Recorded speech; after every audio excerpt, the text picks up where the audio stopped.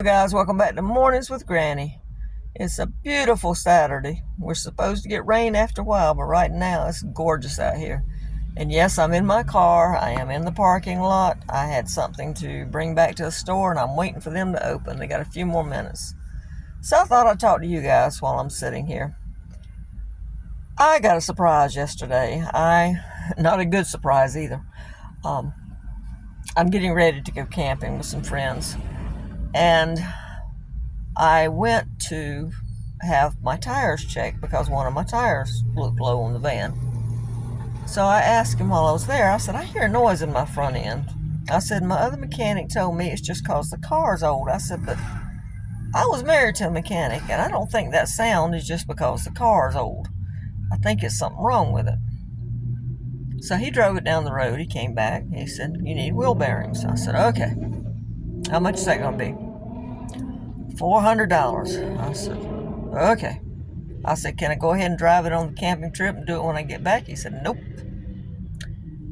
I said, all right. So I left it there, came home, and he calls and he says, you need, I think they're called idler arms. He said, they're about to fall off of this vehicle. And you also need your rotors turned and you need brakes. I said, I had all that stuff checked. I said, undoubtedly, the mechanic I was using did not check that stuff. I said, go ahead.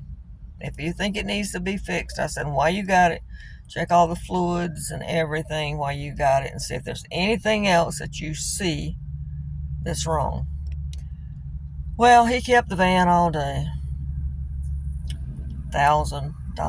$999. I like to have heart failure when I walked in there. Now, I had been saving a little money. You know that I've been doing odd jobs, selling stuff on Facebook and so forth, saving money in an emergency fund, which I'm glad I did. It's good to have an emergency fund. Now it's time to build it back up. But what do you do when stuff like that happens? You figure out how to deal with it. You hopefully have an emergency fund and you're able to pay for the problem right then. I'm sorry if the camera's shaking a little bit. My hand's getting tired from holding it. You deal with it by using your emergency fund. Or you might have to borrow the money and pay it back if something happens like that. Hopefully not.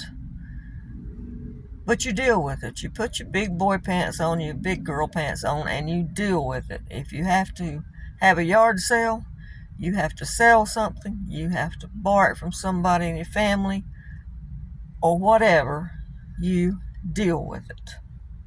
I have been in a position where I've had my car worked on and it's had to sit there till I could come up with the money because I didn't have an emergency fund.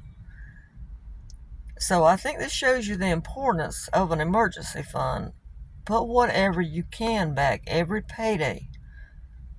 A good choice of putting back money would be 10%. If you can't do 10%, do 8%. If you can't do 8%, do 5%.